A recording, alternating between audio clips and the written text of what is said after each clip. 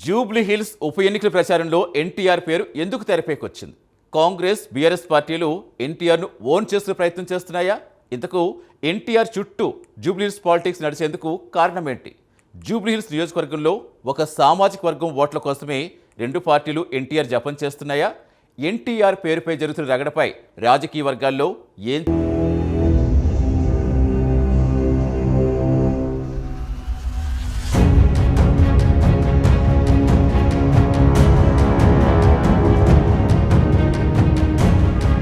జూబ్లీహిల్స్ ఉప ఎన్నికల్లో రాజకీయ పార్టీల ప్రచారం హోరాహోరీగా సాగుతోంది. కాంగ్రెస్, బీఆర్ఎస్ పార్టీల మధ్య పోరు రసవత్తరంగా మారింది.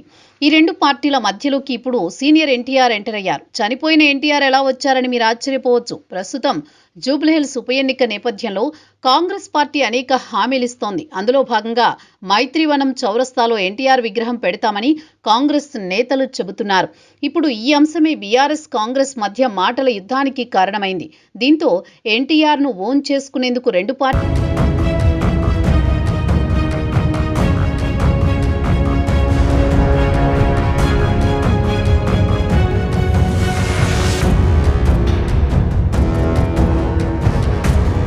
సినీ రంగంలో విశ్వవిఖ్యాత నటుడు, టీడీపీ వ్యవస్థాపకుడు, ఉమ్మడి ఏపీ మాజీ ముఖ్యమంత్రి. రాష్ట్రం విడిపోయినప్పటికీ ఎన్టీఆర్ చరిష్మా తగ్గలేదు. ఎన్టీఆర్ మరణించి చాలా కాలం అయినప్పటికీ రెండు తెలుగు రాష్ట్రాల్లో అభిమానులు ఎక్కువ. ఎన్టీఆర్ ప్రోత్సాహంతో రాజకీయాల్లోకి వచ్చిన వారు ఇప్పటికీ క్రియాశీలకంగా అన్ని పార్టీల్లో ఉన్నారు. అందుకే ఎన్టీఆర్ ప్రభావం రాజకీయాల్లో తగ్గలేదు. రెండు తెలుగు రాష్ట్రాల్లో ఏ ఎన్నికలొచ్చినా ఎన్టీఆర్ పేరు లేకుండా ఉండదు. ఇప్పుడు జూబ్లీహిల్స్ ఉప ఎన్నికల్లోనూ రాజకీయాలు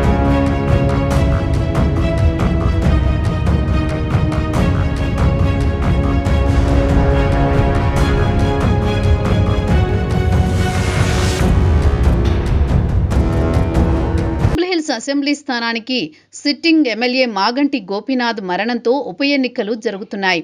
బీఆర్ఎస్ నుంచి మాగంటి గోపీనాథ్ సతీమణి సునీత బరిలో ఉన్నారు. కాంగ్రెస్ నుంచి నవీన్ యాదవ్ పోటీ చేస్తున్నారు. ముఖ్యంగా జూబ్లీహిల్స్ కమ సామాజిక వర్గం ఓట్లు ప్రభావితం చేసే స్థాయిలో ఉన్నాయి. దీంతో ఆ సామాజిక వర్గ ఓట్ల కోసం రెండు పార్టీలు ప్రయత్నాలు చేస్తున్నాయి. తాజాగా వెంగళరావు నగర్ డివిజన్ రోడ్ షోలో సీఎం రేవంత్ మాట్లాడుతూ అమీర్పేట వద్ద ఎన్టీఆర్ విగ్రహం ఏర్పాటు చేస్తామని చెప్పారు. స్వయంగా తాను ఎన్టీఆర్ విగ్రహాన్ని ఆవిష్కరిస్తానని చెప్పుకొచ్చారు. ఇప్పుడు ఈ అంశమే టార్గెట్ చేసుకుని బీఆర్ఎస్ ఎన్కౌంటర్ అటాక్ మొదలుపెట్టింది. ఎన్టీఆర్కు అత్యంత విధేయుడిగా ఉన్న వ్యక్తి మాగంటి గోపీనాథ్ అని, ఎన్నికల కోసం ముఖ్యమంత్రి ఎన్టీఆర్ పేరు వాడుకుంటున్నారని బీఆర్ఎస్లోని కమ సామాజిక వర్గ నేతలు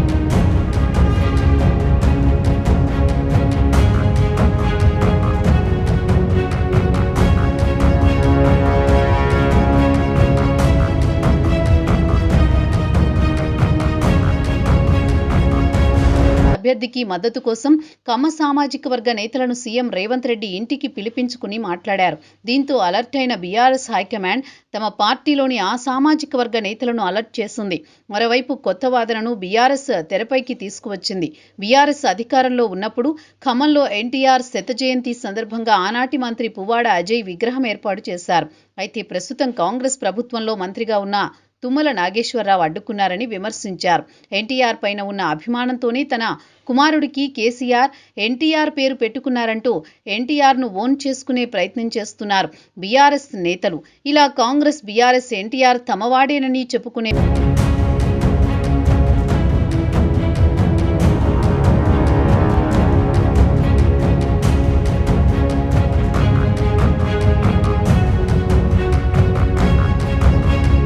జూబ్లీహిల్స్ ఉప ఎన్నికల్లో ఎన్టీఆర్ పేరు తెరపైకి రావడంతో కమ సామాజిక వర్గం ఎన్టీఆర్ అభిమానులు ఓట్లు ఏ పార్టీకి